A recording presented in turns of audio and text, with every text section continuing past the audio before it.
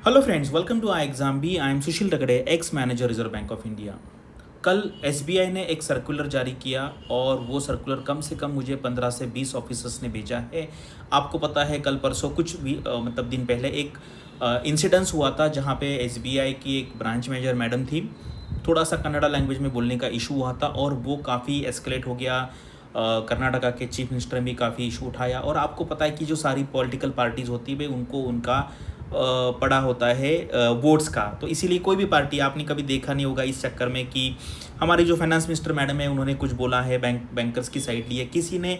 और कोई भी पॉलिटिकल पार्टी आपकी बैंकर की साइड नहीं लेगी, क्योंकि उनको उनकी चिंता है आप बाहर के स्टेट से आए हैं तो आप उनके वोटर नहीं हैं, उनके वोटर जो वहाँ पे लोकल काम कर रहे हैं। तो यहाँ पे सारी पॉलिटिकल पार्टी को यही चाहिए कि लोकल लैंग्वेज में होना चाहिए।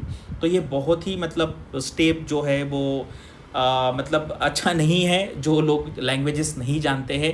इसीलिए अगर आप आगे आने वाले टाइम में देखेंगे, मुझे ऐसे लगता है कि भाई आईबीपीएस पीओ अभी रहने का कोई मतलब नहीं है, क्योंकि अगर आपका पोस्टिंग दूसरे जगह पे होता है तो बहुत प्रॉब्लम होगा। और ऑलरेडी ये जो प्रॉब्लम है काफ़ी सारे बैंक्स ने ऑलरेडी आइडेंटिफाई किया है और सब बैंकों ने एलबीओ का रिक्रूटमेंट चालू किया। तो आने वाले टाइम में मुझे ऐसे लगता है कि सारे के सारे बैंक से एलबीओ रिक्रूट करेंगे, तो फिर आईबीपीएस जो है वो ऑल इंडिया लेवल पे रिक्रूट करता है, उसका कोई यहाँ पे इंपॉर्टेंस नहीं रहेगा। चलो देखते हैं आगे क्या होता है और वीडियो स्टार्ट करते हैं। तो ये देखो, ये सारी लैंग्वेजेस है। ये क्या है? Non Hindi non English languages है मोस्टली। अगर कोई रह गई मुझसे तो आप लिख दीजिए। तो मुझे बताओ आप कौन से स्टेट में है और इसमें से आप कौन सी लैंग्वेज को अभी आपको सीखना पड़ेगा। आपका मन नहीं है तो भी आपको सीखना पड़ेगा। एटलीस्ट मुझे ऐसे लगता है कि भाई अगर आप हिंदी में बात कर सकते हैं तो एटलीस्ट मराठी तो भी काफ़ी पास वाली है। मराठी आप कर सकते हैं, करेक्ट, मराठी इज ईजी। लेकिन बाकी जो लैंग्वेज है भाई आप तो पहचान भी नहीं पाएंगे। अगर मैं आपको कन्नड़ा, तमिल, मलयालम और तेलुगु दिखाऊंगा तो हम क्या आप और मैं हम कोई आइडेंटिफाई नहीं करेंगे, बहुत मुश्किल है।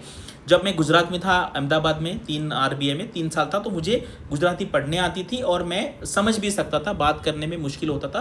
लेकिन अगर वो आरबीआई कंपलसरी करता तो मैं भी वो दे देता। अगर आपको जॉब करना है तो ये आपको करना ही पड़ेगा। तो मुझे बताओ अभी आप कौन से स्टेट में पोस्टेड हो एज ऑफिसर या क्लर्क, और कौन सी लैंग्वेज जो है जो आपकी मदर टंग नहीं है, आप उस स्टेट से नहीं है और आपको अभी सीखना पड़ेगा। एटलीस्ट अगर एसबीआई में है तो 100% सीखना पड़ेगा।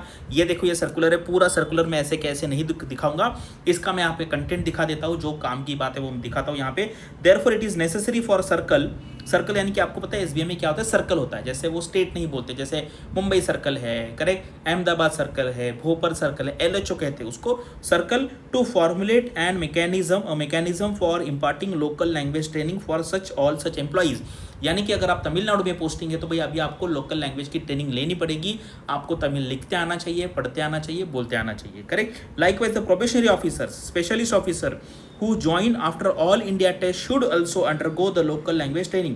Please ensure compliance and arrange to send line of confirming having initiating steps as mentioned above। यानी कि जो एलएचओ है, ये सेंट्रल ऑफिस से लेटर गया है, तो जो एलएचओ है वहाँ के जो सीजीएम रहते हैं उनको अभी बोलना है कि भाई हमने ये ऐसा स्टार्ट किया है और रेगुलरली आपको यहाँ पे अपडेट करना पड़ेगा। आप मुझे बताओ आप कौन से स्टेट में हैं और आप अभी कौन सा लैंग्वेज सीखने वाले हैं, या आपको सीखना पड़ेगा, आपका मन हो या नहीं हो, करेक्ट। तो इसीलिए आगे आने वाले टाइम में आप मैक्सिमम एलएचओ का रिक्रूटमेंट देखेंगे।